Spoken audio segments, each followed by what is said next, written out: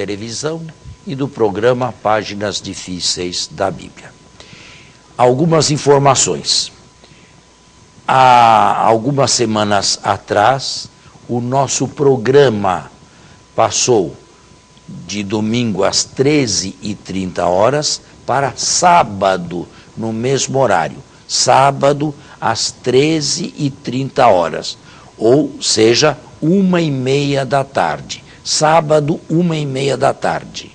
Agora, se tem dificuldades, por favor, ou não teve o tempo desejado para assistir o programa e quer assisti-lo, acesse na internet YouTube e Páginas Difíceis da Bíblia. Padre Saraiva de Morrinhos, no Ceará, é aquele que posta todos os meus programas da Rede Vida no YouTube. Isso, é assim? É isso mesmo. Então, agradeço imensamente ao Padre Saraiva o serviço que ele nos presta. Se alguém quiser ligar, pode ligar também para a central da Rede Vida de Televisão, que é em São José do Rio Preto, 17, o prefixo, depois 33558432. E aí perguntar na portaria ou a quem atender qual o horário em que o programa vai ou foi ao ar. Está certo? Está certíssimo. Bem, agora voltamos então ao nosso caso passado. Nós encerramos o último programa mostrando que diversos indícios foram surgindo a respeito do Pentateuco, que não podia ser um único autor, mas diversos autores. Certo. Houve tentativas anteriores ao século XIX de detectar os documentos, mas consagrou-se na metade do século XIX um nome alemão, Julius Wellhausen, que detectou 4 documentos, Javista, Eloísta, Sacerdotal e Deuteronômio, J, E, P e D, e depois procurou datá-los. J, da corte de Salomão, o mais antigo, Javista, E, Eloísta, de 2 séculos posterior, época do profetismo clássico, P, da época do exílio, 587 e anos seguintes, e D, Deuteronômio, século VII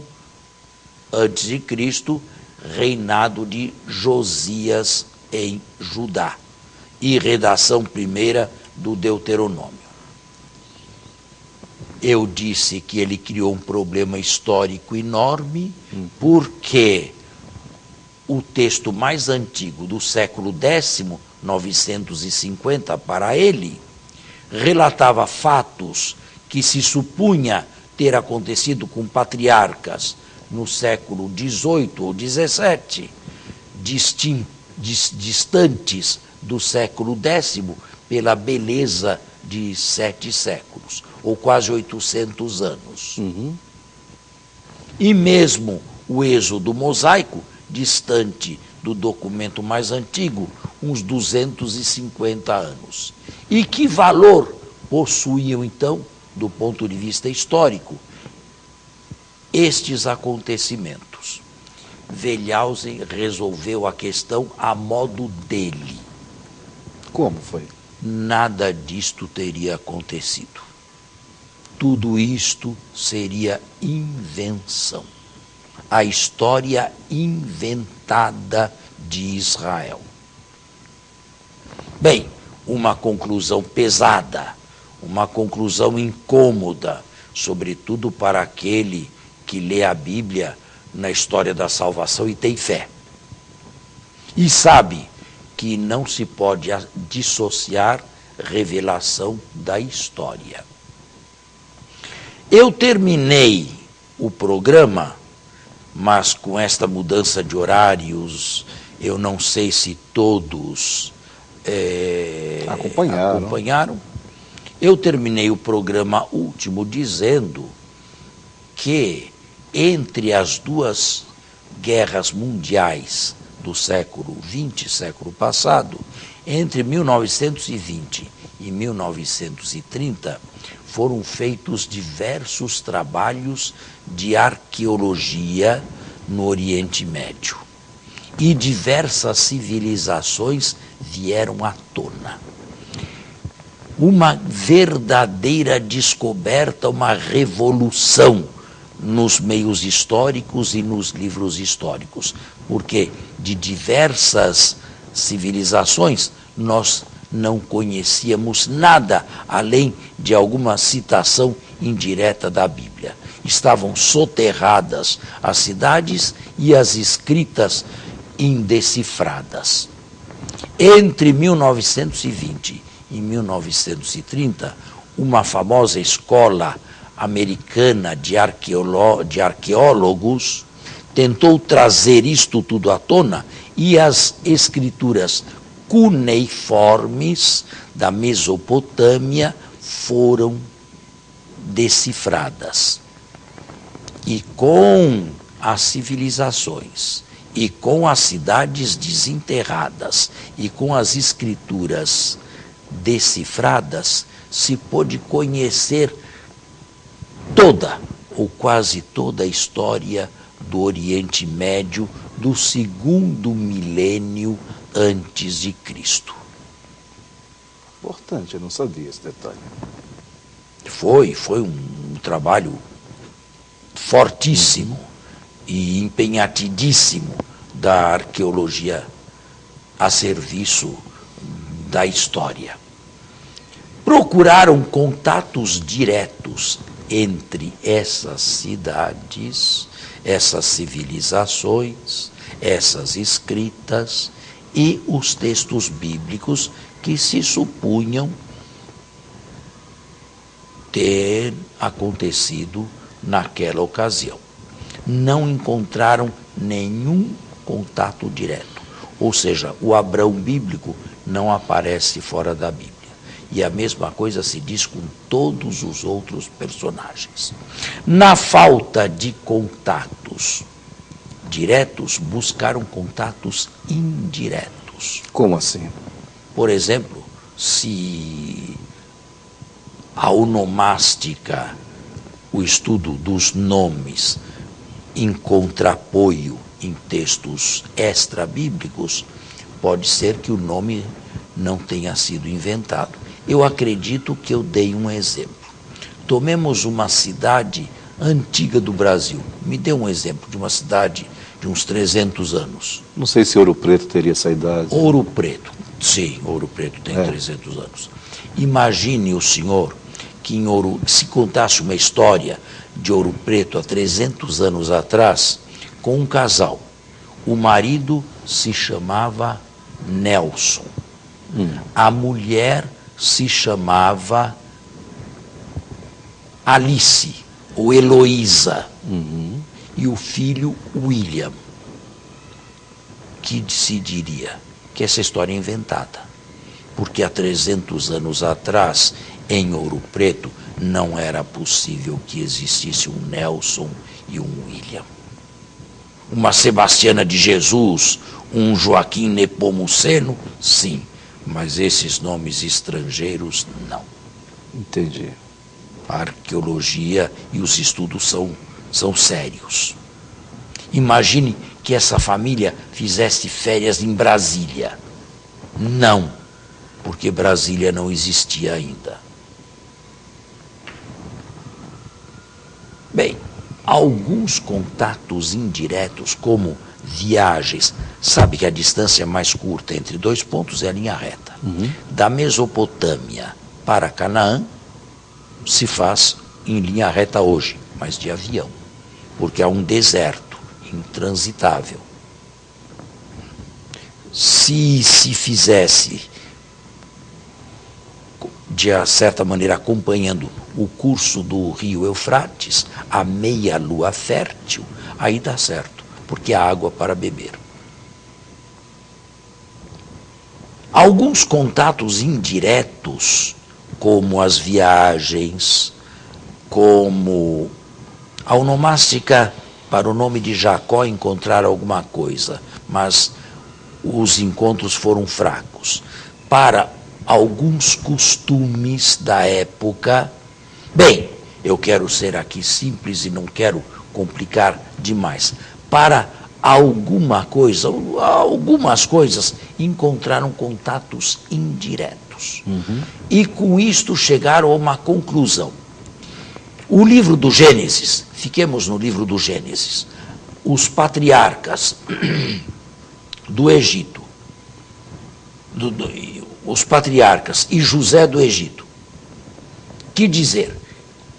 Chegaram à seguinte conclusão: o pano de fundo histórico é verossímil, é aceitável. Claro que os detalhes nunca se conhecerão, mas o pano de fundo é aceitável. Daí, saindo do Gênesis e entrando para o Êxodo, a mesma coisa.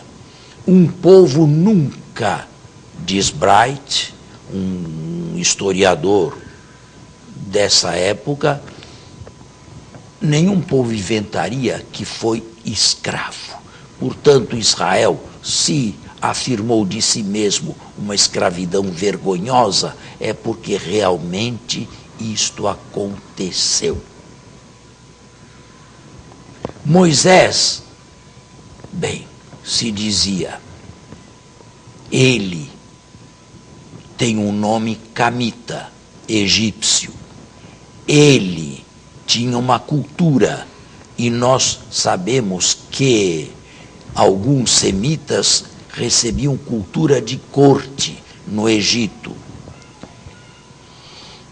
Ele se casou com uma madianita. Os madianitas sempre foram inimigos dos israelitas. Bem, ele não pisou em Canaã.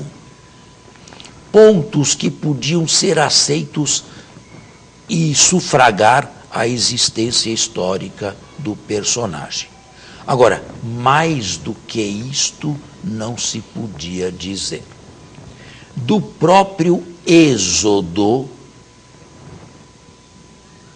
se pode dizer muito pouca coisa, se é que alguma coisa do ponto de vista possa ser dito. Vale afirmar que o povo de Israel, que segundo a Bíblia viveu tantos anos no Egito, não deixou um resquício arqueológico sequer. Nada da sua cultura, nada dos seus costumes. Nada, absolutamente nada. E lendo os anais egípcios, não se encontra nenhuma menção de um povo escravizado chamado Israel. Bem, a conclusão a que se chegou é que nada há que impugne ou que desminta uma historicidade de fundo, melhor, uma plausibilidade de fundo. Nós temos tempo ainda? Ou o nosso tempo está... Podemos continuar? Bem, em história se deve proceder de maneira diferente a como se procede em física ou matemática. Nunca se diz certo, se diz, e aqui estão as notas, quase certo, muito provável, provável, verossímil, improvável, muito improvável, quase incerto.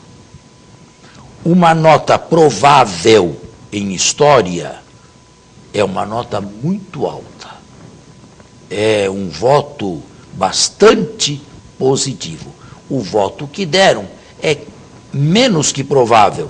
Disseram que o pano de fundo não desmente. Isto é, haveria uma plausibilidade de fundo para estes relatos históricos. Patriarcas, José do Egito, Israel no Egito, escravidão no Egito, saída do Egito e travessia do deserto. Bem, nós temos agora que fazer um intervalo. Sim. E voltamos. Existe o livro de John Bright, escrito em português, História de Israel, de umas 500 páginas, mais ou menos. E esses livros serviram para seminários, tanto católicos quanto protestantes, das décadas de 50 e 60. Dos anos 70 do século passado para cá, de 1970 para cá, houve uma verdadeira revolução e um verdadeiro tsunami em tudo isto. Isto que parecia o mais acertável, e até a igreja aceitou, quando Pio XII, em 43, escreveu a famosa encíclica Divino Afflante Spiritu, a respeito dos gêneros literários. Até a igreja aceitava a teoria documentária do Pentateuco. A partir de 1970, quando eu comecei os estudos bíblicos em Roma, houve uma verdadeira transformação. Não num único ano, mas a partir de 1970. Tudo isto que parecia tranquilo e quase um dogma de fé, as descobertas de Wellhausen, a teoria documentária e a sua plausibilidade histórica de fundo, tudo isto ruiu por terra. Quase não sobra nada. E nós estamos ainda longe de um consenso novo, universal. Que aconteceu? Aconteceram diversas coisas ou diversas descobertas. Primeiro, se descobriu que em Israel, antes do século VII, ou finalzinho do século VIII, mas sobretudo antes do século VII, não havia escrita. E com isto, o Moisés bíblico era um analfabeto. O Davi, a quem se atribuíam os salmos, era um analfabeto.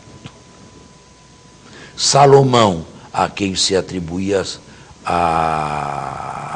os livros sapienciais, a sabedoria, era também um analfabeto. Problema sério isso. Antes do século VII, não havia escrita em Israel. Não havia condições econômicas para se escrever.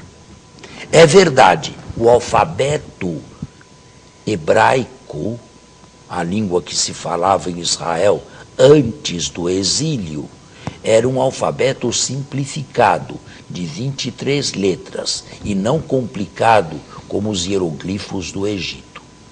Mas, apesar disto, o analfabetismo era universal. Isto é, Israel, antes do século VII, não recolhia condições econômicas para se escrever. Meu caro, para se escrever é preciso que houvesse no passado papiro. Porque papel não existia, papel é coisa moderna. Papiro era artigo importado, planta egípcia. Era preciso trabalhar o papiro para que se pudesse escrever sobre o papiro. Era preciso buscar tinta, e tinta forte, com pena de ganso, de animal. Era preciso que um escriba fosse alfabetizado. Era preciso que ele não tivesse que trabalhar manualmente numa sociedade 100% agrícola para se sustentar, não tivesse que lavrar a terra, não tivesse que tratar com o gado, mas pudesse dedicar-se inteiramente a um trabalho intelectual. Isto na corte de Salomão, no século X a.C. em Jerusalém é absolutamente impossível. Se fala que Davi, num determinado dia ou numa determinada tarde, se levantou do seu palácio, andando pela sacada ou pela parte superior do palácio, viu uma mulher que se banhava numa piscina e se apaixonou por esta mulher e a tomou e a buscou e teve relações sexuais com ela, e daí nasceu um filho e começa uma verdadeira ventania na casa de Davi. Estas coisas são muito bonitas e ficam bem para a corte de Versalhes, na França, mas não para Jerusalém do século X. Não havia nada disso. Não havia essas construções. O Templo de Salomão, o famoso Templo de Salomão, devia ser a terça parte da sua igreja. Isso é muito chocante, não? Jerusalém, perto das grandes cidades lá do Egito e das construções, parecia uma estrebaria. Bem, isto para início de conversa. A escrita só a partir do século VII, ou quando muito, final do século VIII. Mas não antes. Mas deixa eu fazer uma pergunta. Isso se atribui a Israel, atribuído a Israel, pensando em Israel. Mas o Egito não era mais bem adiantado? Muito mais. E Moisés não foi educado lá na corte egípcia para ser um príncipe? Não foi assim? A infância de Moisés é absolutamente legendária. Ah, é? E nós conhecemos bem estas legendas de futuros heróis que já têm nascimentos extraordinários, ou fatos extraordinários. De resto, como explicar que um faraó que precisa ou quer mão de obra barata mande matar crianças do sexo masculino e deixar viver crianças do sexo feminino? Devia ser o contrário. Mas o texto, que é inverossímil do ponto de vista histórico, que é inaceitável do ponto de vista histórico, é aceitável do ponto de vista da ideologia. Ele queria preparar o nascimento extraordinário e a sobrevida extraordinária de Moisés, que apesar de ser do sexo masculino, não foi massacrado. Mas a infância de Moisés é absolutamente legendária. O que significa que Deus nos fala através de lendas também. E isto Pio XII já disse claramente. E não é preciso que ninguém perca a fé com estas coisas que disse, não. Porque há resposta para tudo. E quero serenar e tranquilizar os ânimos de todos. Só que este é um programa de alto nível e eu quero dizer a todos que a igreja não teme de forma nenhuma as investigações científicas, porque ela está plenamente convencida dos seus acertos e da sua fé. E daquilo que não faz parte do depósito da fé também. Bem, a tudo isto se vem a acrescentar que quando a escrita começou, se deveria usar fragmentos, quer dizer, pequenos contos. Mas o senhor abrindo o livro do Gênesis não tem pequenos contos, tem histórias longas a respeito de Abraão. Isto tudo não deve ter sido o início, isto deve ter sido o fim. Portanto, nós temos que aceitar a teoria fragmentária, de início pequenos fragmentos, orais ou escritos. Eu propendo por fragmentos orais, que depois, com o passar do tempo, aí sim receberam forma escrita, ou foram recebendo forma escrita mais completa e mais ampla. Mas o nosso tempo está terminado por hoje. Nos despedimos até sábado. Até sábado. Sábado próximo, porque lembro que o nosso programa agora vai ao ar no mesmo horário, se nada muda, aos sábados às 13h30. Muito obrigado e até lá. Temos um encontro marcado, então, para o próximo sábado, com a bênção e a graça de Deus.